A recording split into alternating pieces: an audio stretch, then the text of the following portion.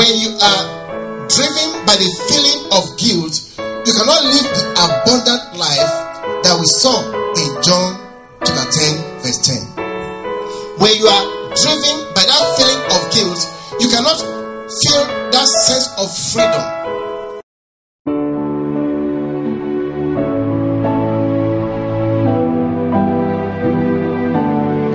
Should forgive me. Or I have offended someone and I'm burdened by that feeling of guilt.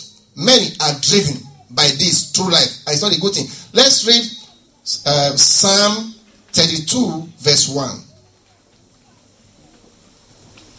Psalm 32 verse 1.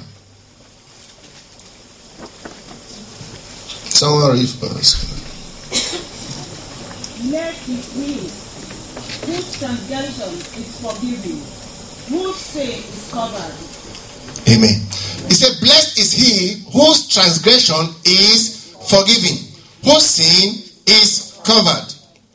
If the Bible, God expects us to always to confess our sins before him. Sometimes when we are praying and we know the very sin we have committed, we just simply tell God, God, forgive me for every sin I've committed.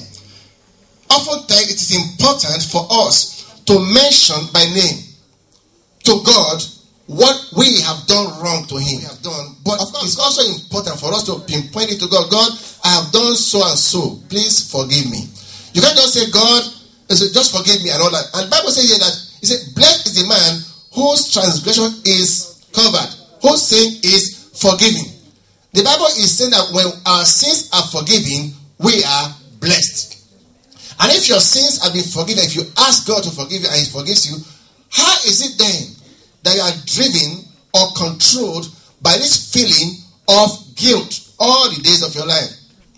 When you are driven by the feeling of guilt, you cannot live the abundant life that we saw in John chapter 10 verse 10. When you are driven by that feeling of guilt, you cannot feel that sense of freedom. You cannot feel it inside of you. You feel you are always in bondage to the enemy. And the enemy will quickly tell you, oh, you see, you are praying to God, you did so and so. You can write this down in the book of, I think it says Zechariah chapter 3, verse 5. The Bible tells us about one high priest, he was called Joshua. And he was standing before God ministering. The Bible said that and the devil came before him to resist him. He came to resist him to say, you see, you are no good. God has not forgiven you. What happened? God had to contend with the enemy there. And so when you have been forgiven, when you have asked God for forgiveness and you know you have been forgiven, don't continue feeling that sense of guilt. Because if you do, enjoy the freedom and the liberty that God has freely purchased for us by the blood of the Lamb. I wrote here, I said, we are products of our past, but we don't have to be prisoners of it. We are products of our past errors or our past mistakes. Perhaps, you see, whether we like it or not, something that we have done in the past will go a long way to defining certain things that we experience today. But that does not mean that we should be prisoners of our past. When you are a prisoner of your past, you are caged into that very life that you lived before. You are no longer seeing yourself as someone that has been forgiven by God. And then when someone asks you, are you sure that you are a Christian, or are you sure that you are saved? You will say, well, maybe I am, maybe I am not. The Bible says, they said that we should have assurance of salvation. If you don't have assurance of salvation, see the man of God in the house. Go and meet him privately and tell him, Daddy, so I don't have this feeling of freedom inside of me. Please pray with me. And then he can now lead you into that sinner's prayer to actually help you to be sure of your salvation. Because for the very first message, when we are not sure of our salvation, that means that we can't be candidates of heaven. But God will help us. We will be sure of our salvation, even as we hear this message now in Jesus' name. Amen. So, from today on, I encourage us through the word of our God not to be driven continually by the feeling of guilt.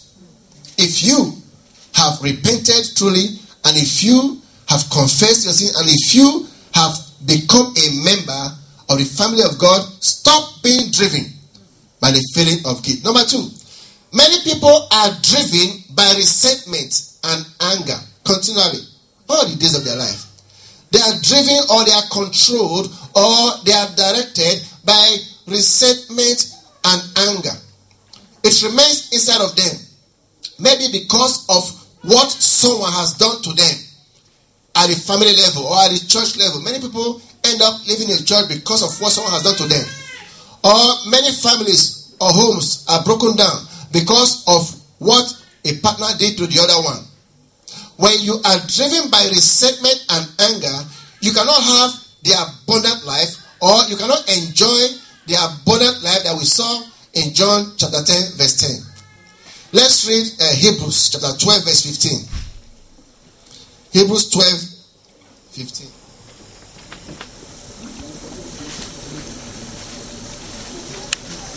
Someone read for us.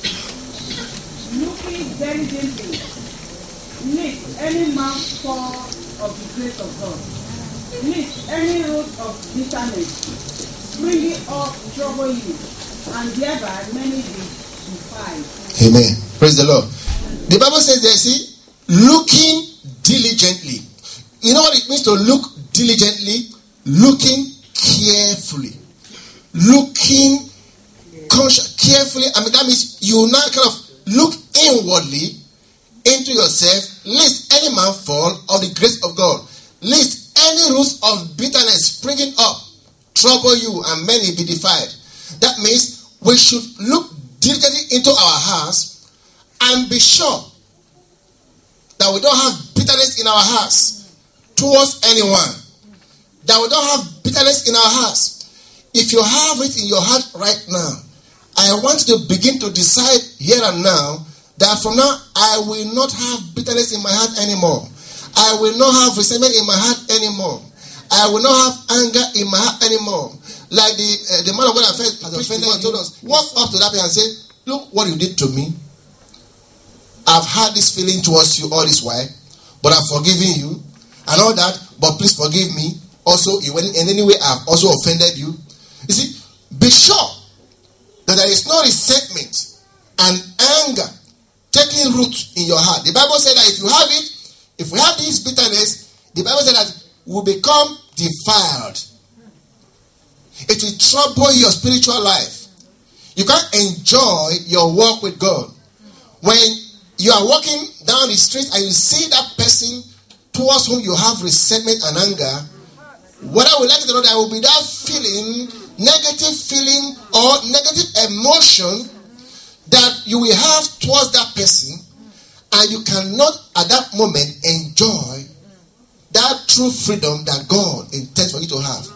That abundant life. Remember I told us at the beginning from the word of God that is having a life is different from having the abundant life. So we want to have the abundant life. The life that we live to the full. Let's not be driven by resentment and anger anymore. It is true that people offend us and we also offend people. But for today, decide that I will not allow anger. I will not allow bitterness to take root in my heart. This way, God will help us even to be drawn closer to Him.